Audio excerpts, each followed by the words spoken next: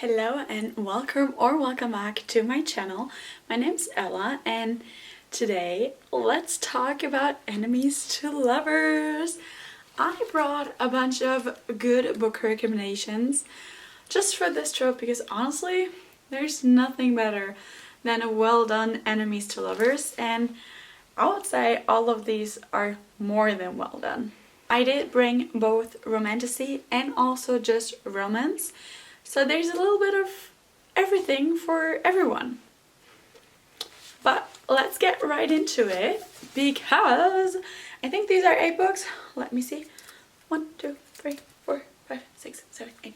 8 books, and these are freaking heavy. But I guess let's dive right in. I will start with the fantasy books and then move on to the romance only ones. Book number 1 is Divine Rivals, and honestly the title says it all. This is YA by Rebecca Ross, and this is set, I believe, in the past a little bit, so it has a little bit of magic but also not really. So these two, they're really rivals at its best. They're work colleagues and they absolutely hate each other.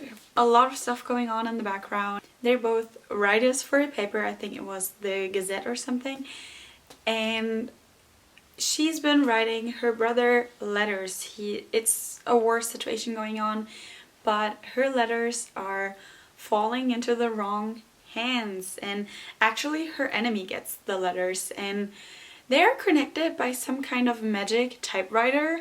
And it's just the best story. Like this, it is YA, but also like the topics are so deep, and it's a duology, so within 2 books you're done. And also you will want more. You will want more because it's just so well done.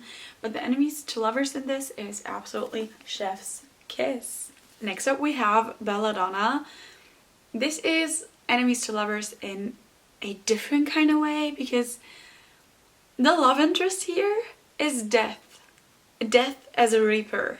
Like, how cool is that? Like, this book is about Sinya, and she's an orphan, and just death has followed her around, and somehow she can't die. Like, she actually poisons herself with belladonna, but she just can't die. So Death is a love interest here, and at first they really hate each other because why would you like Death? Let's be honest. If you meet Death as a reaper, would you like him? I mean, clearly I did because I read it. The whole thing really gives Bridgerton, but in like a gothic kind of way. And who doesn't want a darker theme Bridgerton? Because hell yeah, I do. And there are 3 books: Belladonna, Foxglove, and Wisteria, but only the first 2 follow Death and Sinya. So if you want a gothic Bridgerton enemies to lovers, definitely read this. Next up we have From Blood and Ash, and honestly I feel like I talk about this book a lot, but at the same time, do we really talk about this book enough? Because what the fuck? So I don't want to spoil too much, but in this it is also enemies to lovers. Not quite at first, but you will get it. You will get it if you read it. But in this, Poppy is the maiden. She's super protected. She's supposed to ascend to the gods. What that actually means, nobody really knows. Nobody's also telling her what is going on. And she gets a new guard, and this guard, Hawk, you know, there's kind of something going on, but it turns into enemies to lovers real quick. And there's this whole situation with a dark one going on, and it's vampires, and she's so cool. She has this like ability to, I think, kind of like feel what others are feeling and help them with it, and it's just, I love Poppy. The last fantasy book here is The Serpent and the Wings of the Night, and so well done. Also, this is kind of talked about just like Blood and Ash, but also not really talked about, and just, I don't know, Carissa Broadbent, whatever she's putting in her books, I'm eating it up. I am so eating it up because what the hell? So in this book, this is kind of like a trial thing. Kind of reminds me a little bit of the Hunger Games, but also not really at the same time. But basically, Oriah, she's the adopted human daughter of the king, and I think it's vampires and stuff. There's like this whole tournament going on, and you participate basically to win, and if you don't win, you die. So is it the Hunger Games? I guess it is, but also vampires. Vampires. Vampires. Yeah. So she joins this Kijari, this game thing, and in order to not die, she needs to ally with her rival, and her rival is Rain. And Rain, yes, yes.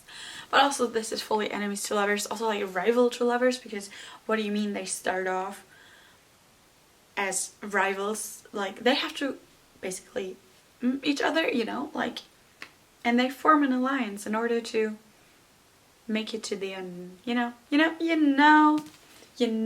There's 2 books following this couple, and then there's the 3rd book following a different person. I think her name was Mish, and I think the 4th book is coming out soon. Is it? I think it is. But basically, the first 2 books are about Oriah and Rain, and I think you should read this as well, because can you tell I like enemies to lovers? Can you tell I love a good vampires book? Because I do. I do, believe me, I do. I do. It's just, what can I say? What can I say? I'm a basic bitch. These were all the fantasy books, and those were 4. I probably have like a billion more on my shelf, but these are like my main bitches right now. And also, I wanted to like talk about books that are not like super duper popular, because of course there's Throne of Glass, of course there's Fourth Ring, of course there's, what is it, A Court of Thorns and Roses. You know, like these books obviously, but pretty sure that nearly everybody on BookTok or BookTube has read it already or doesn't want to. So I'm trying to bring attention to some other books. I mean, these are also kind of popular, but also I mean, you could tell me if you read them already. Let's continue with the romance books, because I have 3 normal romance books and 1 a little bit darker, I guess. But let's dive right in. And one of my favorites is The Deal by Elle Kennedy. This is super popular. Probably so many people have read it, but this is such a good enemies to lovers. Like Garrett. Garrett, yes, he's a hockey player, and she's a singer. Like I think she's also studying music in a way, and so they kind of have to work together because his grades are really not so well, and she has to help out, but he's an asshole. But is he really? And this kind of really is so good, because he's the college bad boy hockey player. He's a hockey player, and she's into music, which I love. If you're not listening to music or reading a book, what you doing?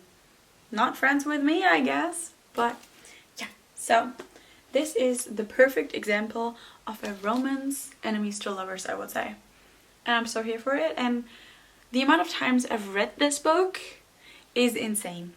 It's insane.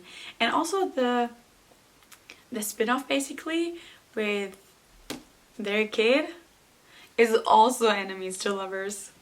So it's a win in my book. Next up we have It Happened One Summer, and this is about Piper. And Piper basically comes to this small town and everything. She has like Piper kind of has like a reputation as like a wild child and everything, but she comes to this small town and suddenly her whole world is just upside down, because going from LA with parties and everything to a small town where there's nothing going on. What do you mean? There's this whole thing, and she bumps into this fisherman. I mean, there's kind of an attraction between them, but they're also like polar opposites. And so basically he hates her because he thinks she will not survive in this small town and everything. And if it vibes, it vibes, and this book vibed. I think Tessa Bailey really can be a hit or a miss, but this was a big hit. Another good book, The Unhoneymooners, because these 2, it's Olive and Ethan, and these two hate each other, absolutely hate each other, always have. They are just ugh, whatever. But her sister gets married, and at the wedding everybody ate seafood but these two. So her sister makes her swap, kind of like on the honeymoon. So because her sister and her husband, now husband, are sick, they can't attend the honeymoon, but they paid for it. So she sends Olive and Ethan. She sends Olive and Ethan to the honeymoon, to Hawaii.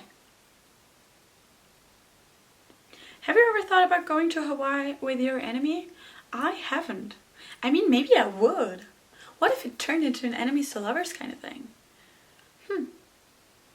Maybe I should invite my enemy. Do I have one? No, I don't have one. If I had one, I would invite him to Hawaii with me. Do you want to be enemies with me and go to Hawaii?